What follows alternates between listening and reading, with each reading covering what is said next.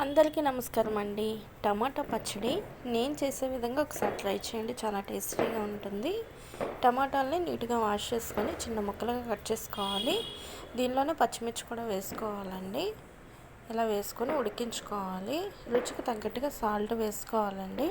టమాటాలకి salt బాగా పడితే చాలా టేస్టీగా ఉంటుంది. ఈ విధంగా ఉడికించుకోవాలండి. ఇది బాగా దగ్గరికి అయిపోవాలి. వాటర్ లేకుండా బాగా ఉడికిపోవాలి. ఇది బాగా ఉడికిన తర్వాత చల్లార్చుకోవాలండి. బాగా చల్లార్చుకొని మిక్సీ జార్లో వేసుకోవాలి. చూడండి ఏ విధంగా చల్లార్చుకున్నామో ఈ విధంగా బాగా చల్లార్చుకొని మిక్సీ జార్లో వేసుకోవాలి. ఇది మొత్తం మిక్సీ జార్లో వేసుకొని వెల్లుల్లి రెబ్బలు వేసుకోవాలండి. తగినంత జీలకర్ర వేసుకోవాలి.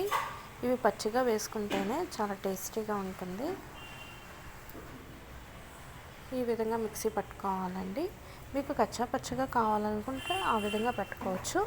నేను టిఫిన్లోకి రైస్లోకి కూడా యూజ్ చేసుకుంటానండి. అందుకని చెప్పి ఇంత మెత్తగా చేసుకున్నాను.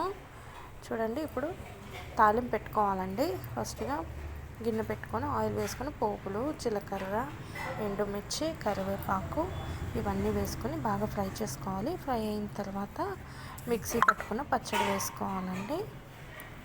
ఈ టమాటా పచ్చడి అంతా వేసుకొని ఒక 2 మినిట్స్ ఉడికించుకోవాలండి. ఈ విధంగా ఉడికితే చాలా టేస్టీగా ఉంటుంది.